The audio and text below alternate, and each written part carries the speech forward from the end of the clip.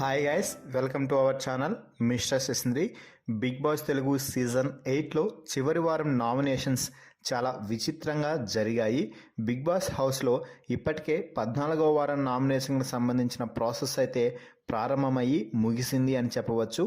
ఇక ఇదిలా ఉంటే ఈ వారం నామినేషన్స్లో భాగంగా హౌస్లో ఉన్న 7 మందిని వరుస క్రమంలో నిల్చోబెట్టిన బిగ్ బాస్ ఆ తర్వాత మాట్లాడుతూ అవినాష్ ఇప్పటికే టికెట్ టు ఫినాలే గెలిచి తొలి ఫైనలిస్ట్గా నిలిచిన కారణంగా ఎవరు నామినేట్ చేయడానికి వీల్లేదు అంటూ చెప్పడం అయితే జరిగింది.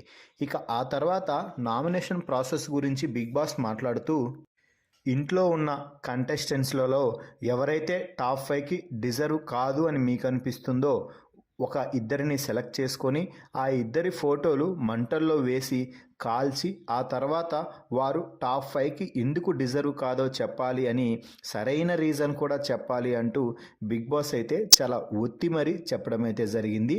దీంతో ఈ వారం నామినేషన్ ప్రాసెస్ ఏమిటి అంటే ఫోటోలు కాల్చి సరైన రీజన్ చెప్పి నామినేషన్ అయితే చేయాల్సి ఉంటుంది.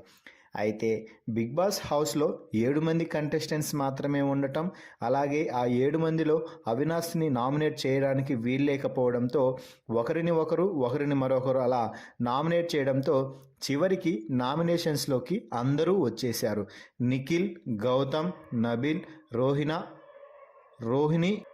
రోహిణి, విష్ణుప్రియ, ప్రేరణ మొత్తం 3 అబ్బాయిలు 3 అమ్మాయిలు నామినేషన్స్లోకి రావడం అయితే జరిగింది. అయితే ఇక్కడే ఒక చిన్న ట్విస్ట్ కూడా పెట్టడం అయితే జరిగింది. నామినేషన్స్ ప్రారంభమైనప్పుడే బిగ్ బాస్ ఒక మాట అయితే చెప్పాడు. ఇక ఈ నామినేషన్స్ కొనసాగిస్తూ బిగ్ బాస్ సెకండ్ ఫైనలిస్ట్ని ఎంపిక చేసే టాస్క్ కూడా జరిపించడం జరిగింది. అలాగే ఓట్ అపీల్ ఎవరు చేయాలి అన్నది కూడా బిగ్ బాస్ హౌస్లో పెద్ద రచ్చరచ్చగా మారింది. నేను ఓటు అపీల్ చేసుకునే వాడికి అర్హుడిని, నేను ఓటు అపీల్ చేయడానికి అర్హుడిని అంటూ ఒకరిపై ఒకరు యుద్ధం చేశారు. అసలైన ఇండివిజువల్ గేమ్ ఇప్పుడే బిగ్ బాస్ హౌస్లో ప్రారంభమైంది అని చెప్పవచ్చు. మరి ఈ వీడియోపై మీ అభిప్రాయాన్ని కామెంట్స్ రూపంలో తెలపండి. మరిన్ని బిగ్ బాస్ లైవ్ అప్డేట్స్ కోసం మన ఛానల్ని చూస్తూ ఉండండి. Please subscribe our YouTube channel mister సిసింద్రి.